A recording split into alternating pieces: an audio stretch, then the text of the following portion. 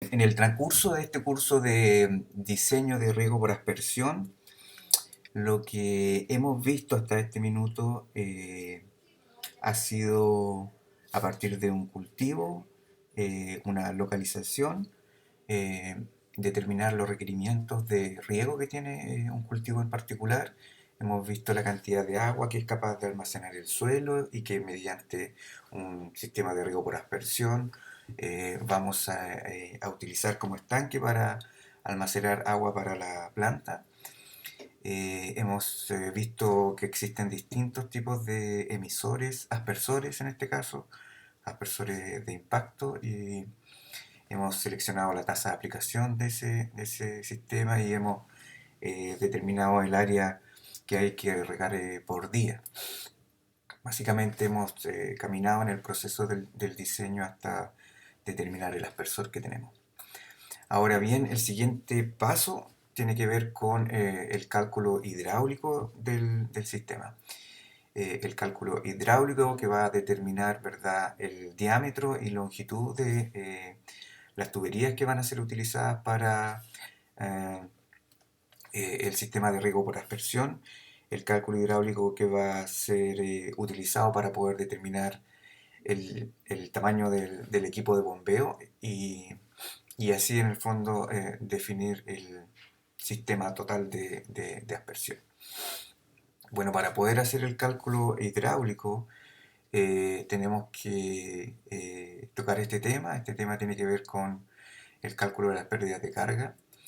Y particularmente en esta unidad o en este video, lo que haremos será recordar y repasar lo que es el cálculo de pérdida de carga para una tubería y también el efecto que tienen las salidas múltiples en este mismo cálculo hidráulico. Entonces, básicamente veremos tres métodos para poder estimar pérdida de carga en una tubería. Estos métodos son el Darcy-Weisbach, Scooby, Hassen-Williams y el efecto que tienen las salidas múltiples en las pérdidas de carga. Eh, Veamos aquí entonces. Entonces, la pérdida de carga que ocurre en una tubería, que puede estar descrita como esta figura, tiene que cumplir un balance de energía, ¿verdad? Entonces la energía que hay aquí en 1, ¿verdad? Debe ser igual a la energía que hay aquí en 2. La energía que hay en 1 es una energía gravitacional, ¿verdad? En posición desde un punto de referencia, más un componente de energía de presión, ¿verdad? Aquí podríamos tener un bar, 2 bar de presión, ¿verdad? Y una tubería dispuesta a una cota en particular y una componente de velocidad. Entonces, esta energía que está aquí en 1 es exactamente igual a la energía que está en 2, pero en 2 cada uno de estos componentes es distinto, ¿verdad? En 2 podemos tener una cota, ¿verdad? En 2 distinta a la cota que hay en 1. Podemos tener ahora una componente de presión distinto en 2. Tenemos la componente de velocidad, ¿verdad? Y la pérdida de energía o pérdida de carga que se produjo por fricción, por eso está F, ¿verdad? Por fricción en el transporte del fluido en esta tubería. Entonces, para poder conocer la presión que hay en cualquier punto en un sistema hidráulico de tubería, es estrictamente necesario, ¿verdad?, conocer las pérdidas de carga o pérdidas por fricción. La cota normalmente la conocemos por la topografía que tiene el lugar o un plano topográfico. La componente de velocidad normalmente es bien pequeña y si el caudal es el mismo, ¿verdad? Y el diámetro de la tubería es el mismo, este componente de velocidad es exactamente igual en ambos eh, puntos, por lo que si yo conozco eh, la cota, ¿verdad? Si yo conozco la presión que hay aquí en 1, puedo saber la presión que hay en 2 si conozco estas pérdidas de fricción.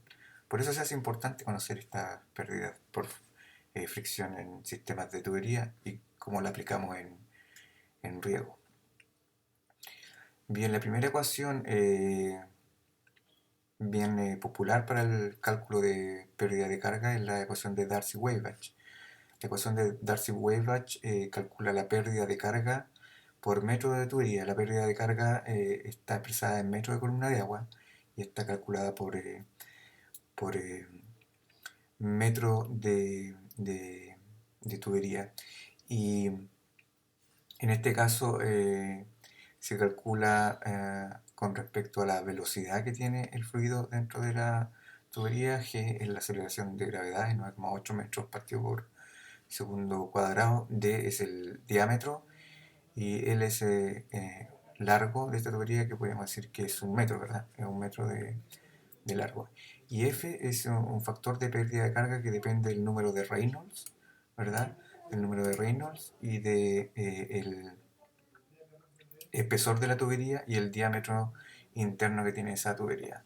Normalmente este factor, ¿verdad?, lo obtenemos desde un gráfico como el que está acá. La otra ecuación es la pérdida de carga del método de Scooby. De nuevo, Q aquí es el caudal, o en la otra ecuación el caudal está expresado básicamente en función de la velocidad. D es el diámetro, ¿verdad?, interno a través de la tubería. K es un factor del diámetro de la tubería y es 0,32 para 4 pulgadas y 0,34 para 2 pulgadas respectivamente. Dos ecuaciones bien comunes para determinar las pérdidas de carga. Sin embargo, y en esta nos vamos a detener un poco más, y lo que continuamos calculando de aquí en adelante será con esta ecuación, es la pérdida de carga de Hazen-Williams. Hazen-Williams es una ecuación que permite calcular la pérdida de carga por metro de tubería, ¿verdad? El caudal está elevado a 1,852, está expresado en metros cúbicos por segundo. D es el diámetro interno de la tubería, al igual que las ecuaciones anteriores, es el diámetro interno, y quiero destacar que el diámetro interno, ya que es común que se cometan errores cuando se hace el cálculo de la pérdida de carga, puesto que se utiliza el diámetro externo de la tubería, lo cual es incorrecto. C es un coeficiente de rugosidad que depende del material.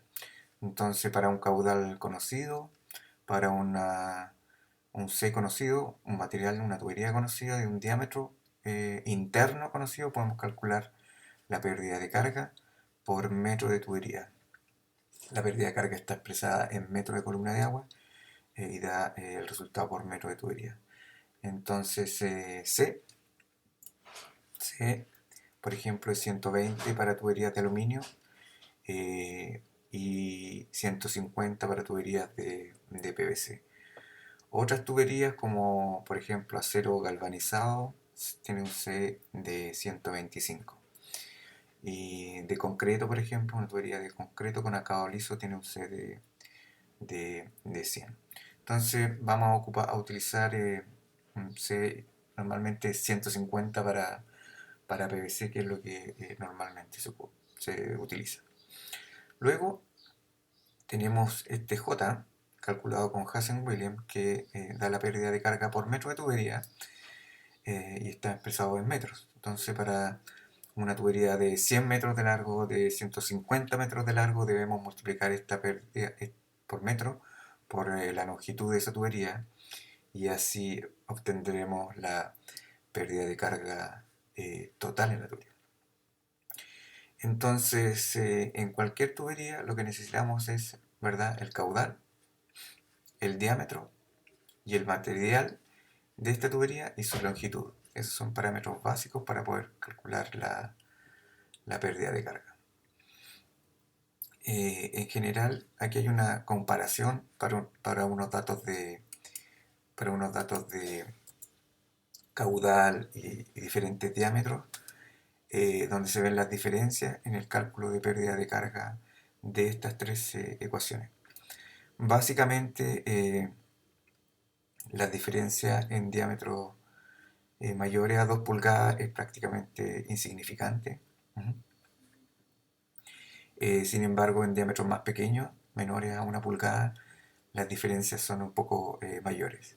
Normalmente en sistemas de riego por aspersión, eh, si utilizamos Hazen-Williams, probablemente sea una buena alternativa, ya que esta ecuación entrega valores muy cercanos a lo que ocurre normalmente en terreno. En todo caso, uno puede ocupar las otras ecuaciones. La diferencia entre Hazen-Williams y Darcy es muy pequeña, ¿verdad? O Hazen-Williams-Scooby es un poco mayor, pero es del orden de, qué sé yo, medio metro de diferencia de pérdida de carga, lo cual es bien poco si comparamos que en realidad la presión requería, como hemos visto en un aspersores del orden de 30 metros de columna de agua.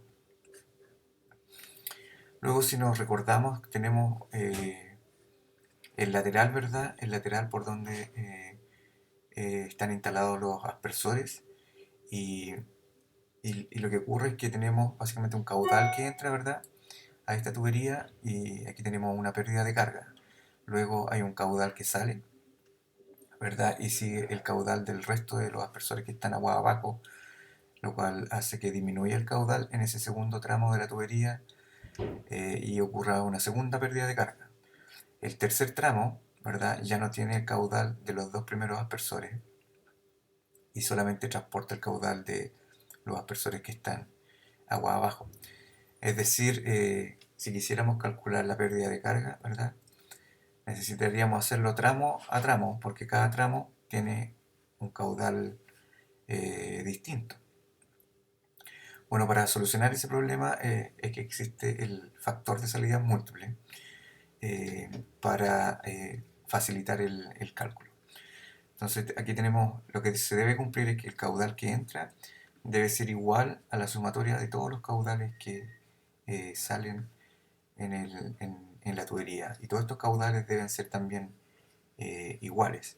Entonces un sistema de riego por goteo o un sistema de riego por aspersión calza muy bien con esta condición, donde el Q1 puede ser el caudal del aspersor 1, Q2 el caudal del aspersor 2, etc.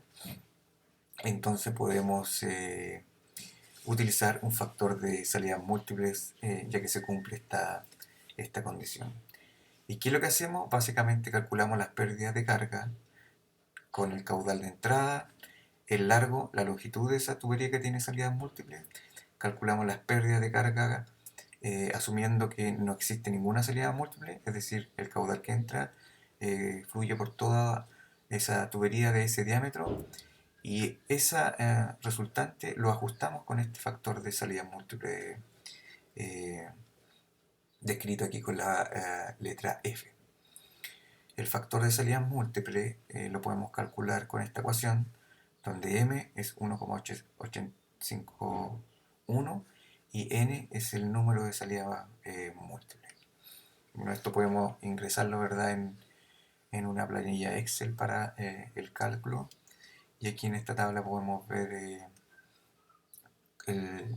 cuánto, a qué equivale ese factor dependiendo de diferentes salidas. Si el número de salidas es 1, es decir, no hay salidas múltiples, o sea, es como una tubería normal, sin salida, obviamente el factor es 1. Si tengo más salidas, el factor obviamente es menor que 1, ya que el caudal que fluye en la tubería es menor en algunos tramos que lo que ocurriera si es que no existen salidas múltiples, por lo cual las pérdidas de carga serían menores. Entonces para 10 salidas múltiples tenemos un factor de 0,4. Es decir, si el caudal que entra sale en 10 salidas múltiples, la pérdida de carga equivalente es el 40% de lo que ocurriera si es que no existiera ninguna salida múltiple. Esto es lo mismo, el número de salidas múltiples, y aquí tenemos Hazen-Williams, Scooby y Darcy si quisiéramos ocupar la pérdida de carga con las otras ecuaciones. Hay dos grandes columnas aquí, SP igual a S1 y SP igual a S1 medios. Esto tiene que ver con si la primera salida del inicio de la tubería está a la misma distancia que la segunda salida podemos ocupar este grupo, digamos. Sin embargo, si la primera salida está a la mitad de distancia que las siguientes salidas, debemos ocupar esta condición aquí que está en este grupo de tres columnas de los coeficientes. Por ejemplo, en un sistema de riego para aspersión, si la tubería, la primera salida está, que sería el primer aspersor, está ubicado a una distancia S1 y el segundo aspersor está ubicado a una distancia S1 también del primer aspersor, deberíamos ocupar estas tres columnas. En aspersión a la vez, cuando sea este caso de S1 medio. Cuando el primer aspersor está ubicado a la mitad de la distancia del espaciamiento en aspersores que hay en ese lateral, deberíamos ocupar esta segunda tres columnas del factor de salida múltiple. Bien, en esta unidad, ¿verdad? Hemos recordado Darcy-Weisbach, Scooby, Hazen-Williams. Hemos destacado Hazen-Williams como la ecuación para poder estimar la pérdida de carga en tubería y el efecto que tienen las salidas múltiples. Esto nos va a permitir, ¿verdad? Calcular las pérdidas por fricción y hacer el cálculo de los laterales, hacer el cálculo de la tubería matriz, por ejemplo, que va en un sistema de riego por aspersión.